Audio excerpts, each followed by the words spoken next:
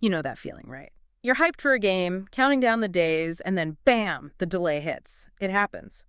But with Bungie's Marathon, this sci-fi extraction shooter everyone's watching, it feels like more than just a simple pushback. Yeah, the PC gamer piece really lays it out. This isn't just, a scheduling hiccup. So for this deep dive, let's really unpack what's going on with this marathon delay, what it means for the game, and maybe what it tells us about, well, how these huge games get made today. Exactly, because this isn't just, oh, we need a few more weeks. This looks like a major response to what players were saying early on. It brings up some big questions, I think, about development, how studios listen to players, or, have to listen. So the big news first, Bungie officially delayed Marathon, the original September 23rd date. Gone. Just wiped off the calendar. And it's not like they just announced a new date either. It's pretty vague. They're saying no new date until the fall, and the article mentions it could slip into Sony's 2025 fiscal year. Which means potentially as late as March 2026. That's a long time. A really long time. That kind of open-ended delay, that uncertainty, that's significant in itself. Think about the cost, the planning.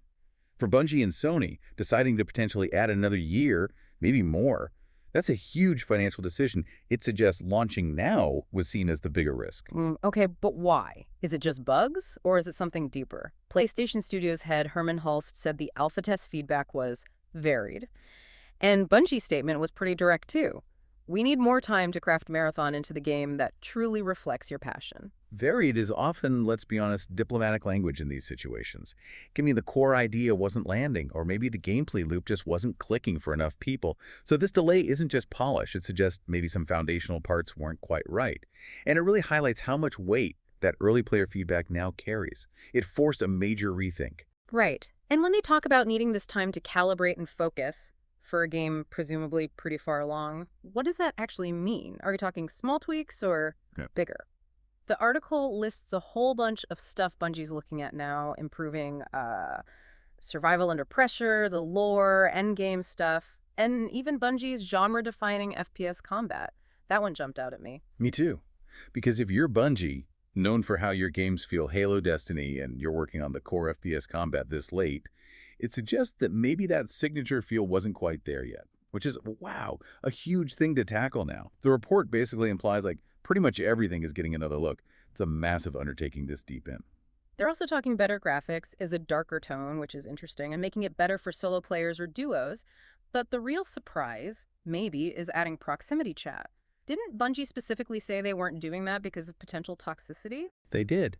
And that's a fascinating reversal. It's not just adding a feature. It's a philosophical shift, really. They initially seemed to want a more controlled social environment, maybe safer, but the feedback must have been strong enough for them to decide, okay, we'll tackle the challenges of open voice chat, which are considerable, technically, and for moderation. So you're playing a game, you're waiting for Marathon. What does this whole situation tell you about how games are made now? It shows the immense pressure, right? Player expectations are sky high, and maybe the courage it takes to say, hold on, this isn't quite right yet. Absolutely. It shows that developers are operating on this like razor's edge. It's not just about shipping on time anymore. It's about hitting this incredibly high bar set of players. One wrong move with the core game, the tone. It can sink years of work and millions of dollars. So yeah, delays are frustrating for us waiting, no doubt, for sure.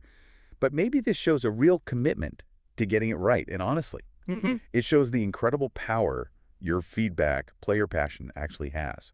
It can literally change the direction of a massive AAA game midstream. Your voice matters. It really is something. The scale of this Marathon delay, the sheer amount they're changing based on what players said, it's pretty wild. It leaves us with a question, doesn't it? We're seeing more of this big games getting delayed for major reworks after player tests. Is this the new normal for making games that, truly reflect your passion?